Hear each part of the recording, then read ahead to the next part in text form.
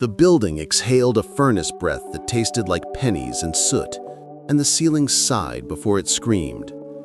Officer Miller felt the floor relax beneath his boots, an awful softness that meant everything solid was about to fail. Heat pushed him backward. Alarms stapled the air. Somewhere beyond the orange veil, Rocky's harness tugged hard, an urgent yank that ignored every spoken rule they'd ever practiced. Plaster detonated into chalk clouds, wires hissed alive, a doorframe twisted like wet metal. Miller's lungs grabbed embers. He planted to brace, but the hallway buckled sideways, peeling like bark. Rocky lunged, shoulder to thigh, driving him toward the narrow V of a stairwell still pretending to be whole. One breath, two, and the corridor folded behind them with a sound like a cathedral dying. Gravity turned mean. Steps sheared, handrails snapped, and the world slid downhill in sparks. Miller's vest bit his ribs as Rocky dragged, nails shaving splinters from the treads. Every inch forward felt borrowed. Heat bent light, the stairwell wavered like a mirage, and smoke worked fingers into Miller's collar, tasting his pulse. He counted choices: left landing, right landing, neither safe. Rocky chose for both, bulldozing through debris, low and relentless. The line from harness to human, a lifeline pulled taut.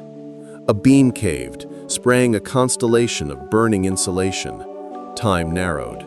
Falling, catching, lunging. They burst through a gap that hadn't existed a heartbeat earlier.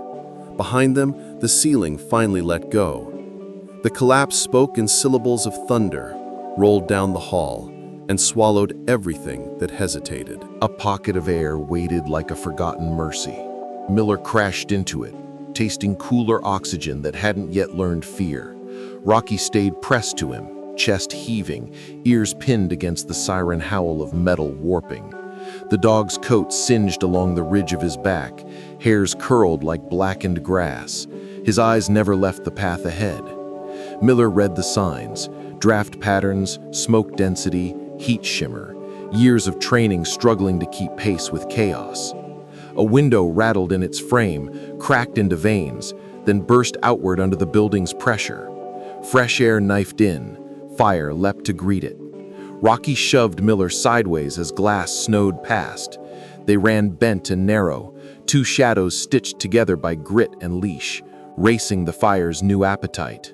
They found a door pretending to be an exit. Its pushbar glowed weakly through soot, the universal promise of safety. Miller threw his weight. The door refused, swollen by heat, welded with paint bubbled into scales. Rocky braced and pulled, muscles strung like cables. The hinges groaned, then laughed. Something above cracked, one of those specific sounds you only hear once before the world becomes different. Miller slid his baton into the seam, leveraged, cursed inside his skull where curses don't waste oxygen. The door barked splinters. Rocky changed tactics, circling, slamming shoulder to metal, a living battering ram. The latch surrendered enough to break its own rules. The door vomited light, then smoke swarmed to chase them. They went through, not clean, but alive enough to keep negotiating. A service ramp opened, concrete, cursed by oil and dust, sloping toward a loading bay that flickered with uncertain daylight. The ramp was littered with cans, an overturned dolly, a fallen exit sign that glowed like a survivor's grin. Miller's knees argued. Rocky's pace stayed metronomic, unromantic, relentless. Fire chased in draft pulses, gaining confidence with each gulp of oxygen. Sprinklers hacked and sputtered. One coughed rust, then quit. A duct fell, clanged, spun, and pinned the leash. Miller's hand moved before thought, clip unfastened, line free. Rocky didn't bolt. He pressed back into Miller's leg, waiting, then drove forward again as if the leash had always been faith, not nylon. They reached the bay threshold, and the city's noise rolled in, sirens, shouting, the slap of hoses, a promise outside the roar. Beyond the ramp, choices thinned. To the left, a corridor already explained what it would become: chimney, trap, obituary. To the right, a sliver between collapsed shelving and a listing wall offered a cut of wind and distant light. Rocky shoved into the slit, shoulders compressing, hindquarters digging, the stubborn geometry of survival. Miller exhaled, made himself smaller, scraped badge and radio along concrete, counted beads of pain like rosary prayers. Fire followed, insulted by their audacity.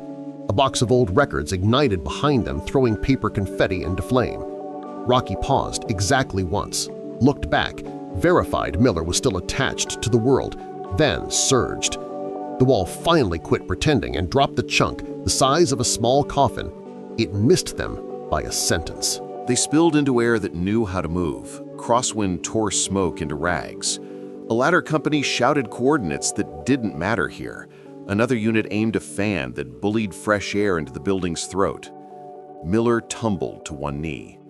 Rocky stood over him, tail motionless, ears triangulating threats he didn't intend to negotiate. Heat shimmered from the doorway like a mirage of hell. The structure groaned, the sound of bones deciding their legacy. Someone's glove hauled Miller upright. Rocky didn't yield position until the glove proved it belonged to help. A medic's voice brushed Miller's shoulder. He couldn't answer yet. He laid a hand on Rocky's collar, felt the quiver of muscle, the heartbeat that had been his metronome through chaos, and finally inhaled something that wasn't burning. Silence inside the skull can be louder than collapse. On the gurney edge, Miller's vision rode a slow carousel, scorched doorway, hose arches, faces in plastic shields, Rocky pacing a guarded figure eight. The dog's pads were black with soot, one slightly torn, blood diluted to pink by rinse water. A tech reached to dab. Rocky froze, then allowed it when Miller's fingers tapped twice on collar. Years of signals, a language taught with patience. The oxygen mask fogged and cleared, a mechanical lullaby. The world's volume returned in layers, the chatter of the pump, the hiss of the regulator, the building's last muttered threats. Somewhere inside, floors were still negotiating gravity. Outside, Miller counted the breaths that didn't hurt and called that progress. Before the sirens, the day smelled like disinfectant and rain. The precinct's cinderblock hall held the damp cool that comes before a storm. Rocky trotted at Miller's side, a steady shadow, nails ticking like a metronome. The ritual, kennel check, vet note on hydration, harness inspection, paw balm, training bite sleeve logged back into storage. Miller sipped burnt coffee and flipped through call sheets, circling a building code complaint that looked like bureaucracy pretending to be danger. He teased the old scar on his knuckle where Rocky's first training bite had landed, too eager, too green, and smiled despite himself. They practiced scent discrimination in the garage, wind patterns chalked in Miller's head as Rocky threaded them like music. Ordinary is where trust hardens. Ordinary hid the hinge of everything. Dispatch's voice arrived measured, neutral, like a librarian announcing overdue books. Possible gas leak. Smoke reported on upper floors. Partial evacuation. Building age, stubborn. Owner, uncooperative. Miller underlined the lines that mattered. Rocky cocked his head at the word smoke, a syllable that meant puzzles and heat.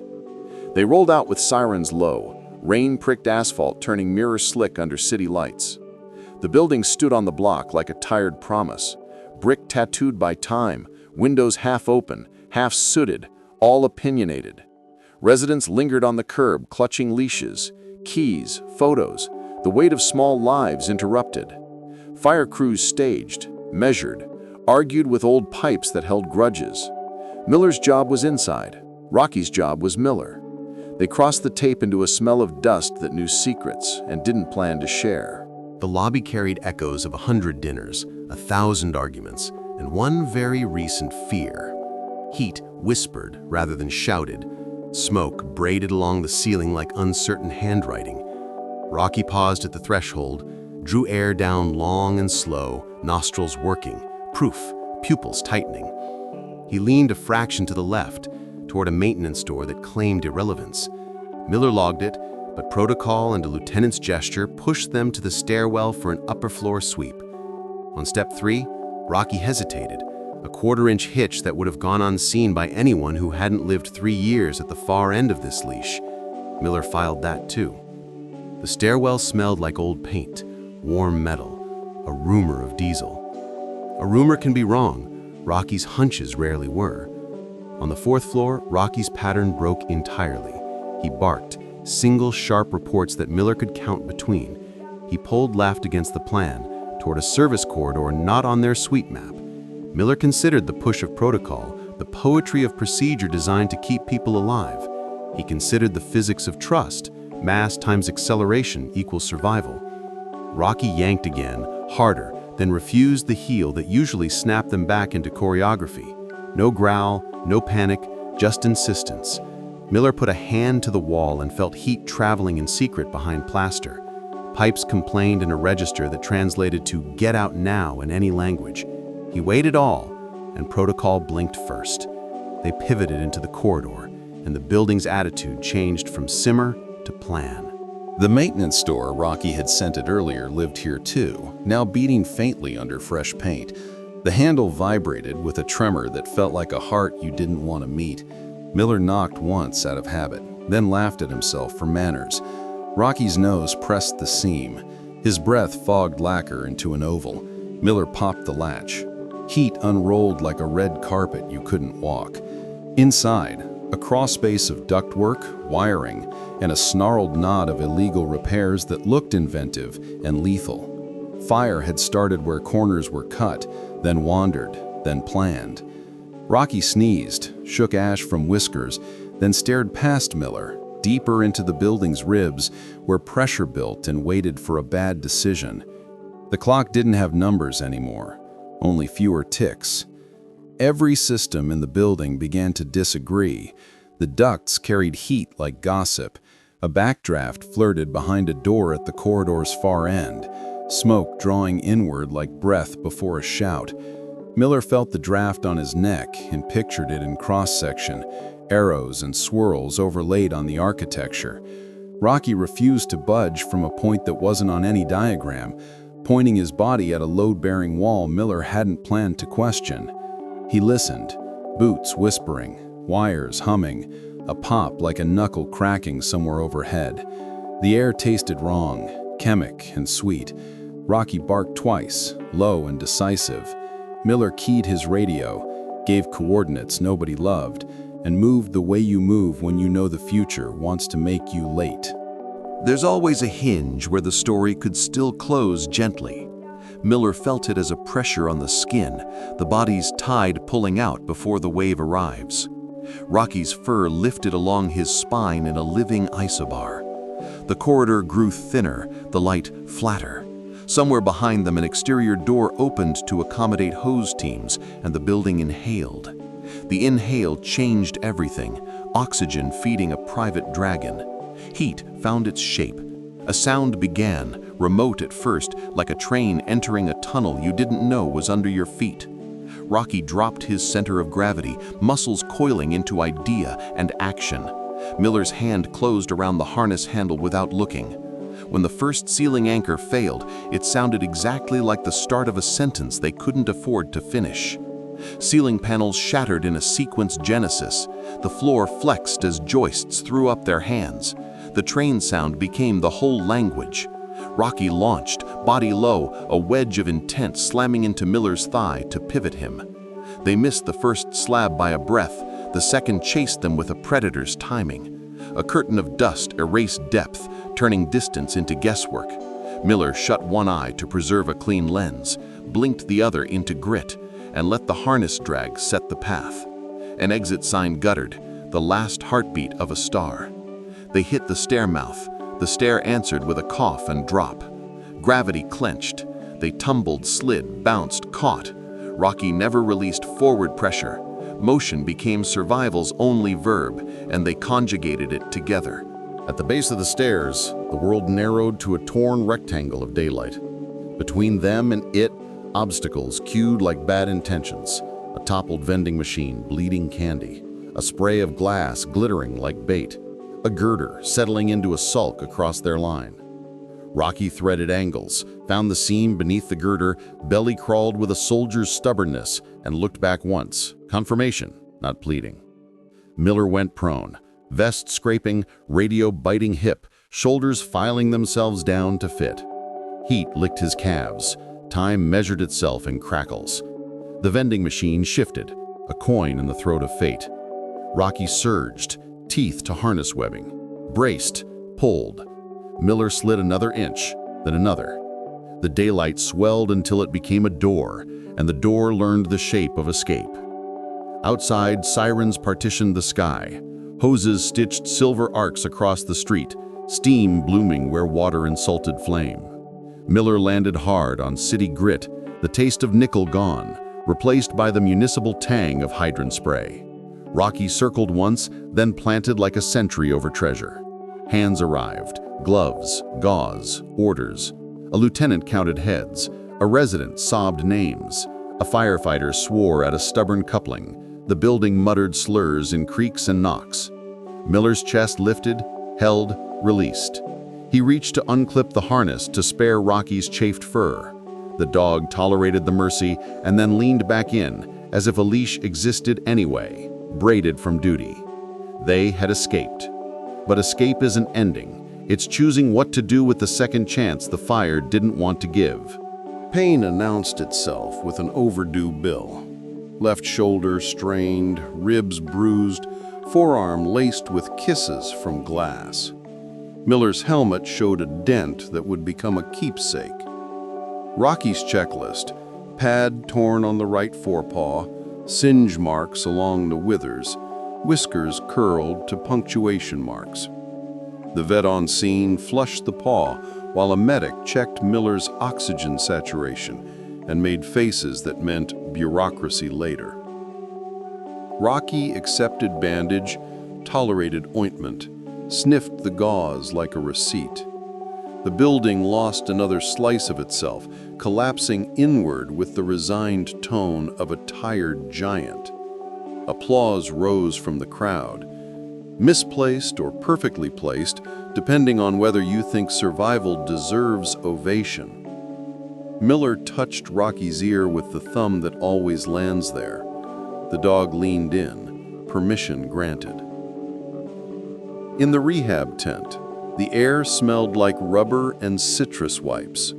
Miller sat with a foil blanket caped across his shoulders, feeling foolish and grateful. Rocky sprawled on a cooling mat that looked like a blue lake he'd earned. They took water the way old friends share a joke. No ceremony, only relief. A captain ducked in, asked questions with a voice tuned low. Miller answered, careful to tell the truth that mattered. The dog knew first. He explained the tug, the refusal, the insistence that bent protocol without breaking it. The captain listened, pen still, eyes doing the recording. Outside, reporters orbited permission. Inside, a handler and his partner re-threaded memory into sequence, trimming terror's edges, keeping the lessons sharp, honoring the part of bravery that looks like stubborn love. Sleep came angry, tore itself in strips, left gaps for replay. Miller woke twice to the sound of rafters giving up, a noise the apartment didn't contain. Rocky paced the bedroom's dark perimeter, nails ticking a slow patrol, then settled with his ribs against Miller's shins, anchor and shield. The scent of smoke lived in fabric, hair, dreams. At 3:11 a.m., a thunderstorm borrowed the collapse's vocabulary. Both flinched, then laughed breathlessly at the same mistake.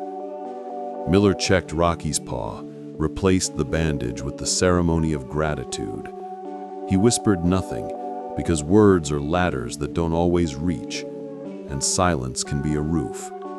By dawn, the storm left puddles that mirrored a lighter sky, and both of them found the kind of tired that agrees to heal.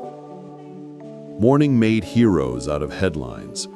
Photos caught Rocky mid-pull, Miller mid-breath, Flame mid-hunger. A neighbor posted grainy phone footage. The moment the stair cracked, the dog's determined lunge, the ridiculous tenacity of survival. Comments stacked like sandbags. Thanks, prayers, arguments about policy.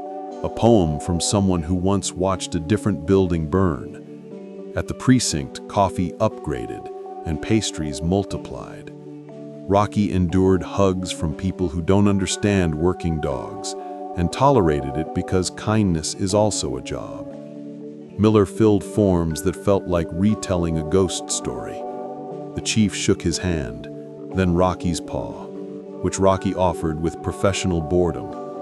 Awards were proposed. Miller nodded, wanting the ceremony for the unit, the crews, the unseen hands that kept the city from being smaller today. At the clinic, the smell of iodine wrote its sharp signature. The vet, steady hands, calm eyes, cleaned Rocky's pad, trimmed scorched fur, checked lungs, listened to a heart that hammered like purpose. She named the injuries: superficial, treatable, watch for infection, short leash for a week, no stairs for 3 days. Rocky held still, a soldier enduring a tailor's fitting. Miller bought the good treats without looking at the price. On the sidewalk, rain made the world smell rinsed. He crouched to eye level, not for talk, but for alignment. He laid a hand against Rocky's chest, felt the engine under the hood, and thought about all the decisions you don't get to take credit for because someone else made them first, correctly, without needing applause. He promised to listen sooner. Trust isn't built in crisis, it's withdrawn there. Their ledger had years of deposits. Miller replayed the boring days, early obedience in a field still wet with dawn, scent cones laid like puzzles, the exact pressure of leash communication calibrated in millimeters in muscle memory. He remembered the day Rocky chose him back, after the trial period, when the dog began checking his handler's mood on entry, adjusting drive like a dimmer switch. They learned each other's micro-tells. Miller's left hand flex when uncertain, Rocky's whisker twitch when catching hidden currents. People think heroics happen like lightning, but they're usually brickwork, set straight over time until sudden weight proves the arch. The fire only tested what already existed, a rope braided from repetition, correction, praise, and unglamorous patience. Inspectors returned to the carcass with clipboards and caution tape. Origin point? A maintenance crawl packed with afterthought solutions. Wiring? Creative to the point of sabotage. Code violations? Plural enough to need paragraphs. The timeline assembled itself, ugly and unsurprising. Small flame, hidden spread, oxygen introduction, rapid transition, structural compromise. The phrase "preventable" appeared in 3 reports and a dozen sighs. Lawsuits glimmered on the horizon like heat ripples. Miller skimmed the findings, unsurprised, angry in the quiet way that lasts.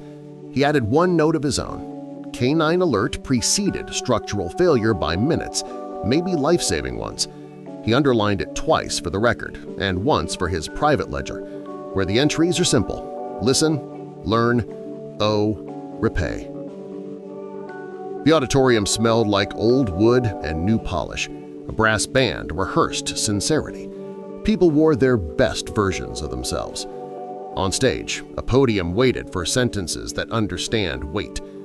Miller stood where he was told, uniform pressed into a promise.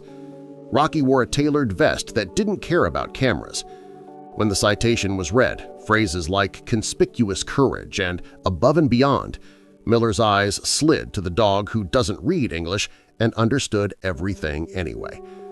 The applause fell like rain, welcome but not owned. Rocky accepted a medal he would forget and a stake he would not. Photos captured the exact angle of gratitude and embarrassment. Later, in the hallway, a kid asked if dogs get scared. Miller said yes with his whole face, and the truth felt like grace. In the training yard, recruits gathered, faces bright, boots still shy.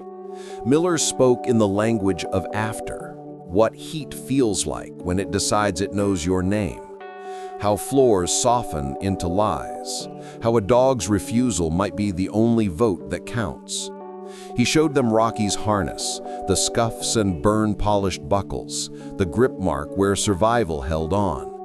He demonstrated micro-signals, the half-inch lead, the decision twitch, the airflow check.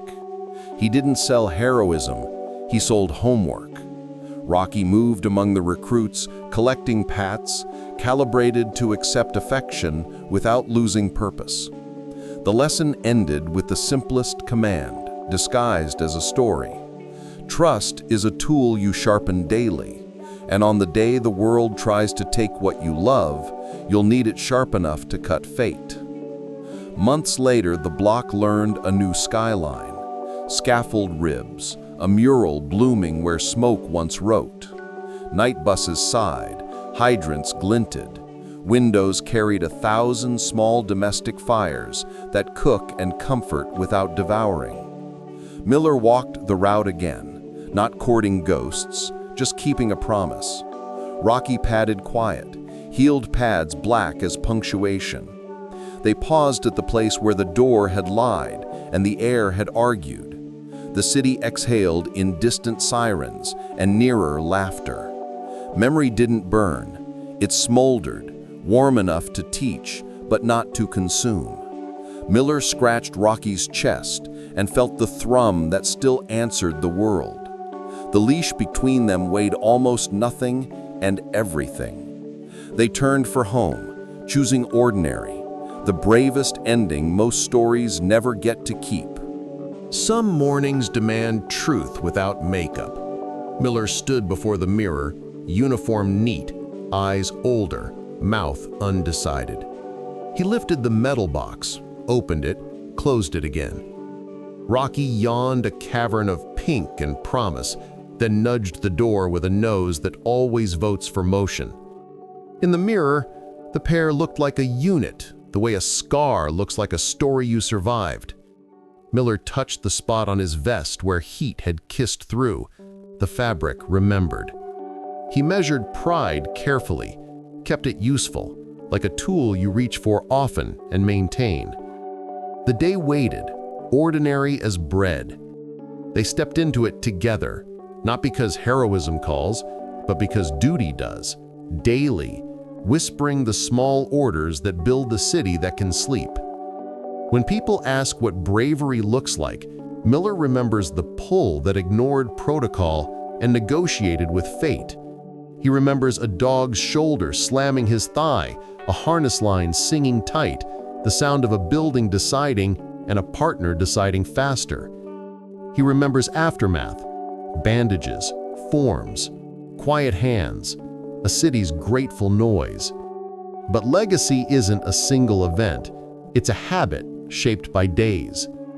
Rocky's courage became training doctrine, policy footnotes, a story told in classrooms that smells like chalk and ambition. It lives in recruits who will choose trust over ego, in officers who will listen to silence, in handlers who will read the lift of a whisker like scripture. Some bonds are forged in fire. The best ones stay warm enough to light the way.